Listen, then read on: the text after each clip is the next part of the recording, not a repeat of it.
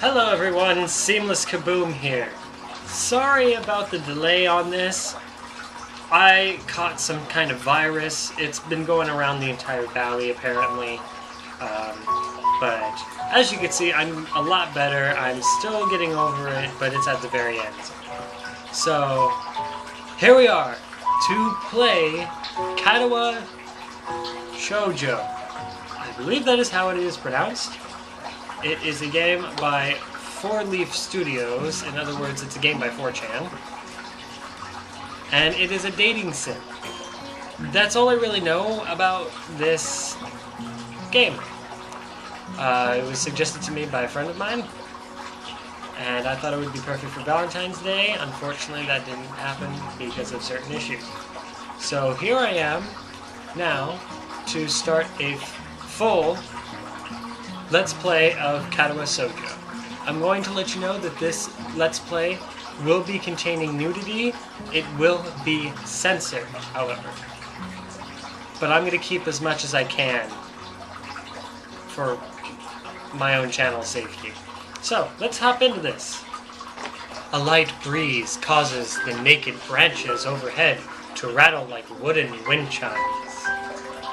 This is a popular retreat for couples in the summer. But it's snowing.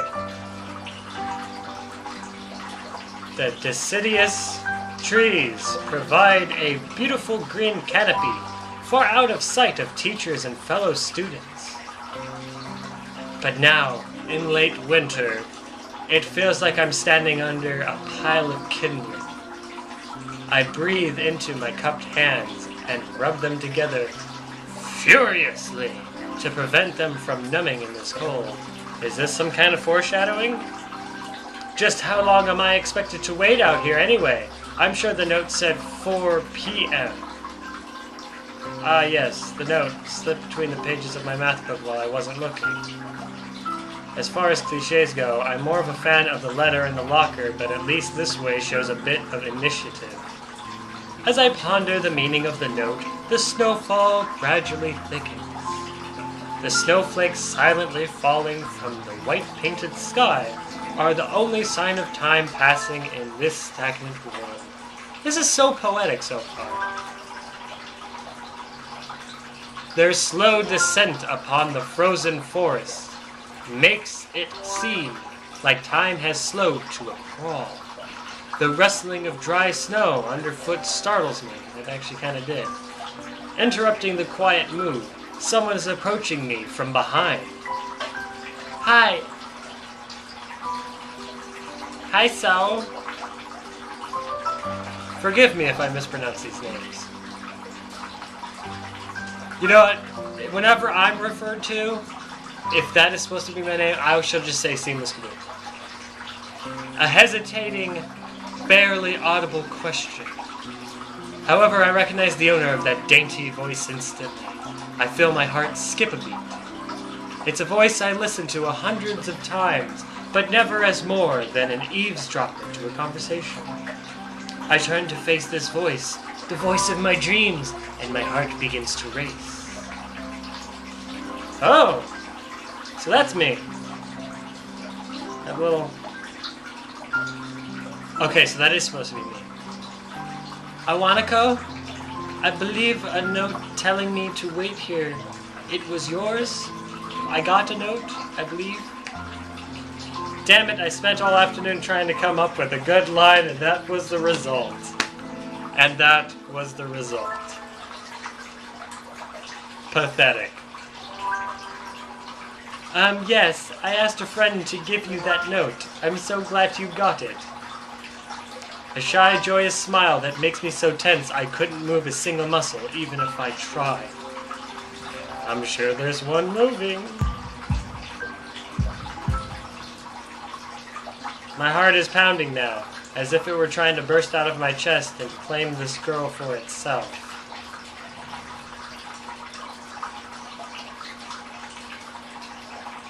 So, here we are, out in the cold. Once again, the wind stirs up the branches. The cacophonous noise is music to my ears. Awanako flinches ever so softly against the gust of wind. As it passes, she rights herself as if supported by some new confidence. Her eyes lock with mine and she lazily twirls her long dark hair around her fingers. All the while, the anxious beating of my heart grows louder. My throat is tight. I doubt I could even force a word out if I tried. You see, I wanted to know if you'd want to go out with me. Okay, this heart beating thing is making me feel like I'm playing a dating sim Japanese anime version of the Telltale Heart, just a slightly happier romantic version. I stand there motionless, save for my pounding heart. I want to say something in reply, but my vocal cords feel like they've been stretched beyond the breaking point. Seen this, KaBoom? I reach up to try to massage my throat, but this only sends spikes of blinding pain along my arms. Seamless, KaBoom? Am I having a stroke? My whole body freezes, save for my eyes, which shoot up in terror.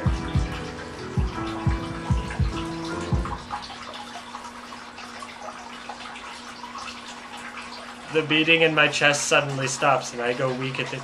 I just had a heart attack? The world around me, the canopy of bare branches, the dull winter sky, Iwanako running towards me, all these fade to black. What? The last things I remember before slipping away are the sounds of Iwanako screaming for help and the incessant clatter of the branches above. Did I just have a heart attack and die? That's how this game starts?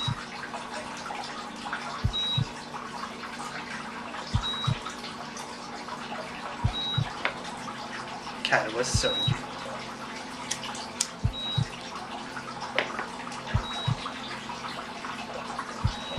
Oh, this is an actual sequence.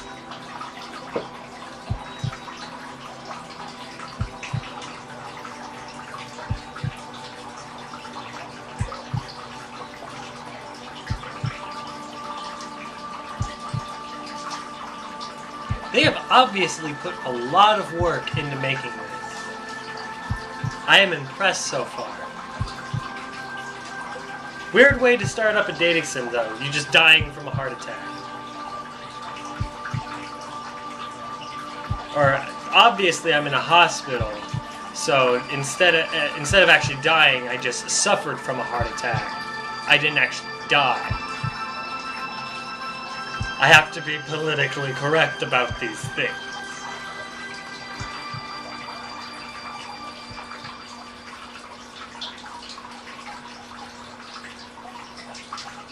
It's been 4 months since my heart attack.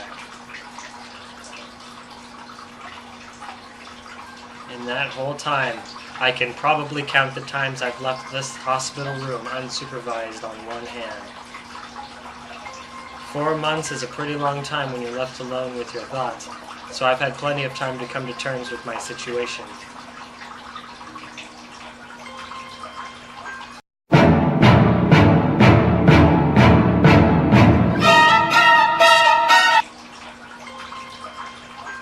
I'm not going to try to pronounce that, guys.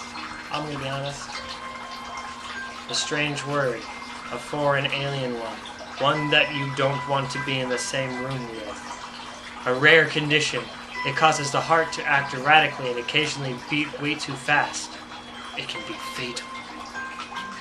Apparently, I've had it for a long time. They said it was a miracle that I was able to go on so long without anything happening. Is that really a miracle? I guess it was supposed to make me feel better, more appreciative of my life. My parents I think were hit harder by the news than I was. They practically had 2 hemorrhages apiece. So you're not alone in this. It's a family trait. I already had a full day by then to digest everything. To them, it was all fresh. They are even willing to sell our house in order to pay for a cure. Oh no. Of course! There isn't a cure.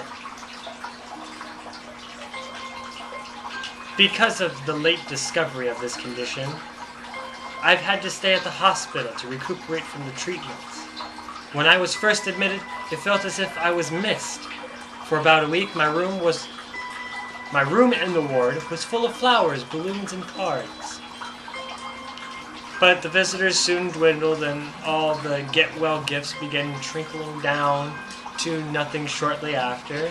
I realized that the only reason I had gotten so many cards of flowers was because sending me their sympathy had turned into a class project. No, it's because it's an economic crisis everywhere, and people don't have money for that kind of shit. Ain't nobody got time for that. Maybe some people were genuinely concerned, but I doubt it. Even in the beginning, I barely had visitors. By the end of the first month, only my parents came by on a regular basis. Iwanako was the last to stop visiting. After 6 weeks, I never saw her again. We never had that much to talk about when she visited anyway. We didn't touch the subject that was between us on that snowy day ever again. The hospital? It's not really a place I'd like to live in. No one wants to live in a hospital. The doctors and nurses feel so impersonal and faceless. I guess it's because they're all in a hurry and they have a million other patients waiting for them. But it makes me feel uncomfortable.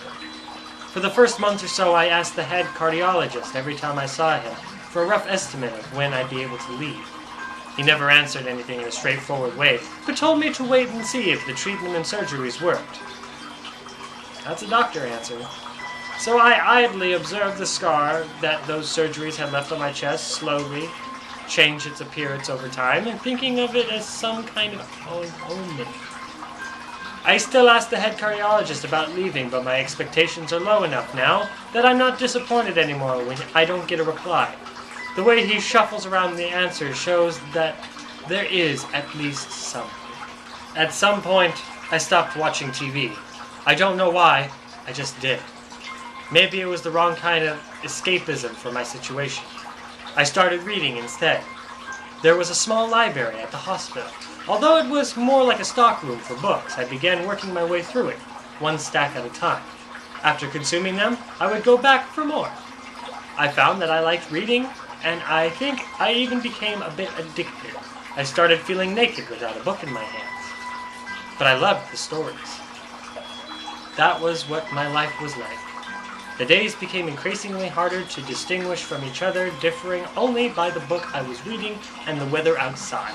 I felt like time blurred into some kind of gooey mass I was trapped inside, instead of moving within.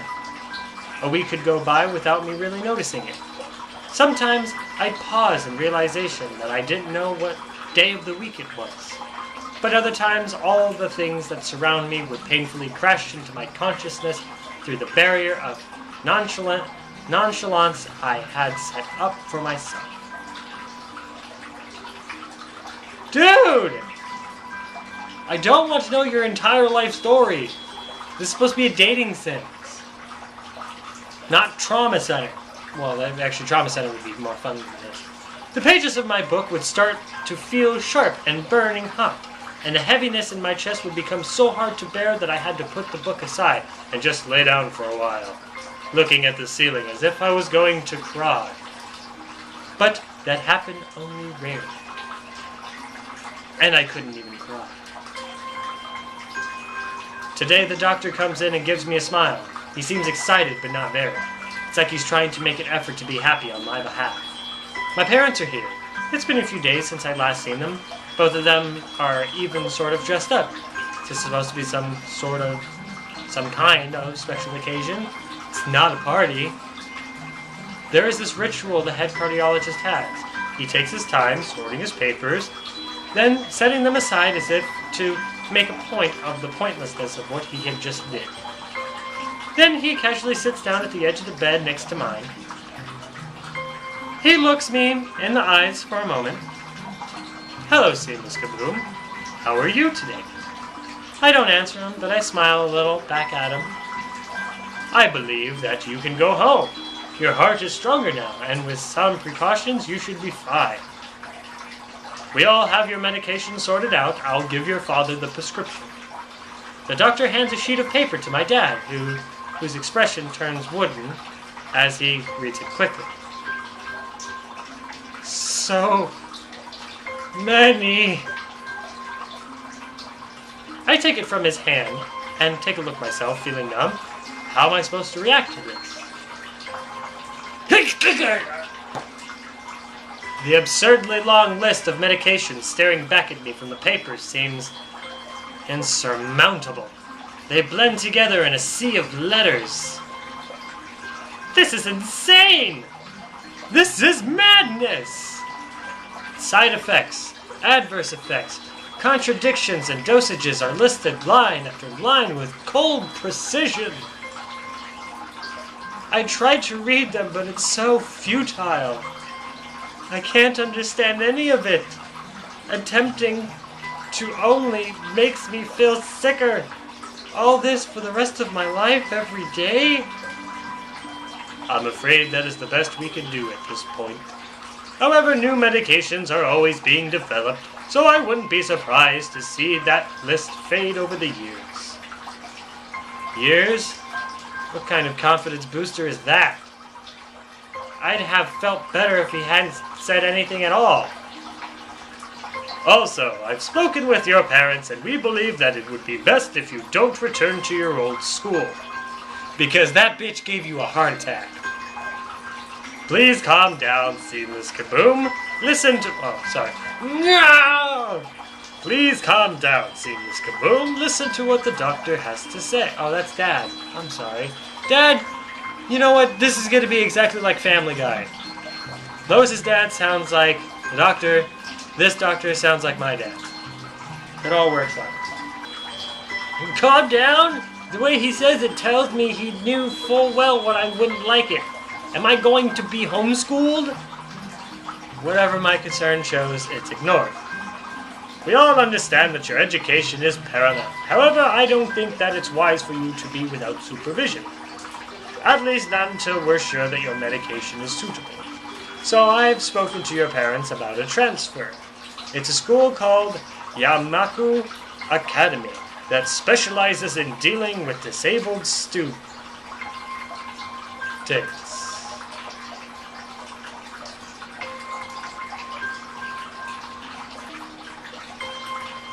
It has a 24-hour nursing staff and it's only a few minutes from a highly regarded general hospital.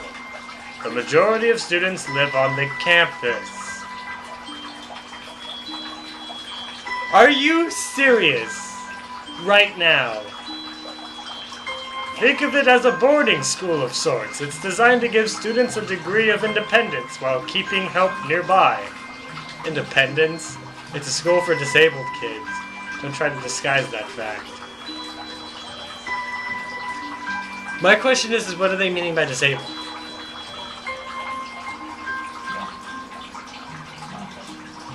If it was really that free, there wouldn't be a 24-hour nursing staff. You wouldn't make a hospital being nearby a selling point. Of course, that's only if you want to go, but your mother and I aren't really able to homeschool you. We went out there and had a look a couple weeks back. I think you'd like it. Looks like I don't really have a choice. Compared to other heart problems, people with your condition usually tend to live long lives. You'll need a job one day, and this is a good opportunity to continue your education. This isn't an opportunity. Don't call it an opportunity. Don't call it a goddamn opportunity. Well, you should be expected at the chance to go back to school. I remember you wanted to return to school, and while it's not the same one, a special school, it's an insult. Okay. That's not what you think. All the other students are pretty active in their own sort of way. It's geared towards students that can still get around and learn, but just need a little help in one way or another.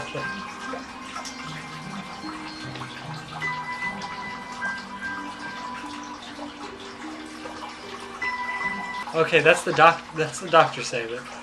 Your father's right, and many of the graduates of the school have gone on to do amazing things. A person doesn't have to be held back by their disability. One of my colleagues in another hospital is a graduate. I don't care. person doesn't have to be held back by their disability. What's a disability anyway? Hey, I already asked that, so I'm already ahead of the game! I really hate that something so important was decided for me, but what can I do about it? A normal life is out of the question. It's funny, I had always thought my life was actually kind of boring, but now I miss it. I want to protest. I want to blame this lack of reaction on shock or fatigue. I could easily yell out something now, something about how I could go back to the school anyway. But no, I don't say anything. The fact is that I now know it's futile. I look around the room, feeling very tired of all of this, the hospital, doctors, my condition, everything. I don't see anything that would make me feel any different. There really isn't a choice, I know this, but the thought of going to a disabled school, what are those even like? As much as I try to put on a positive spin on this, it's very difficult. But let me try. Let me try to go get... Well, this is a dating sim, so I'm pretty sure there's going to be some type of relationshipness in it.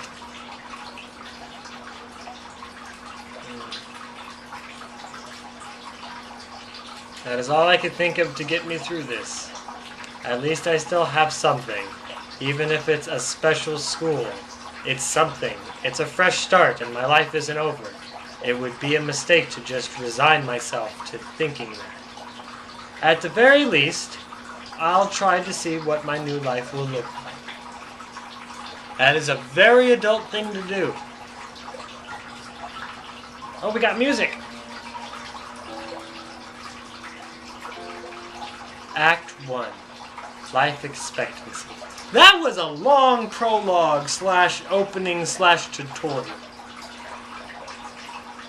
That was incredibly low. Gate looked far too pompous for what it was. In fact, gates in general seem to do that, but this one especially so. Red bricks, black wrought iron, and gray plaster assembled into a whole that didn't feel welcoming at all. I wondered if it looked like what a gate for a school would look like, but couldn't really decide. Probably not. Of course, I didn't want to get stuck on any thinking about the gate for too long, so I entered through it with a brisk pace that felt surprisingly good. Moving forward feels good. So I walked towards the main building of Yamaku Academy with this brisk pace. I'm alone, as my parents are taking my stuff to the dorms, and there's supposed to be someone waiting for me. The grounds are incredibly lush, filled with green. It doesn't feel like the kind of grounds a school would have, more like a park, with a clean walkway going past trees and the smell of fresh-cut grass and all other park-like things.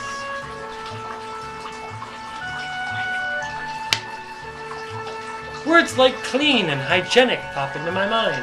It makes me shudder. Thank you. I shake them off. Stay open-minded now. It's your new life. You have to take it as it comes. That's what I tell myself. A few big buildings loom behind the leafy canopies, too big and too many, just for a school.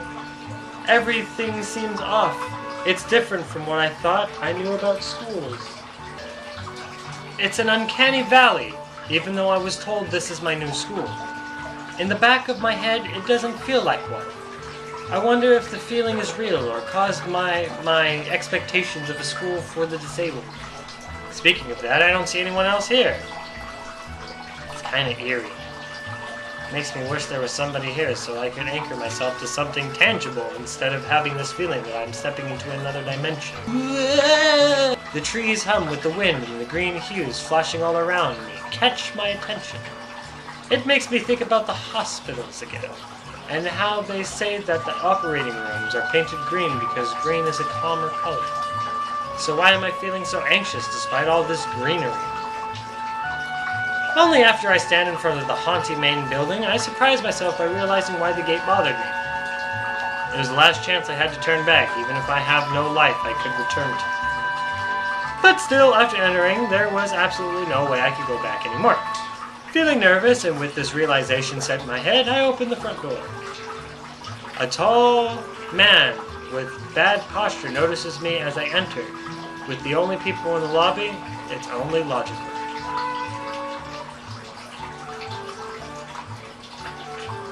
You must be...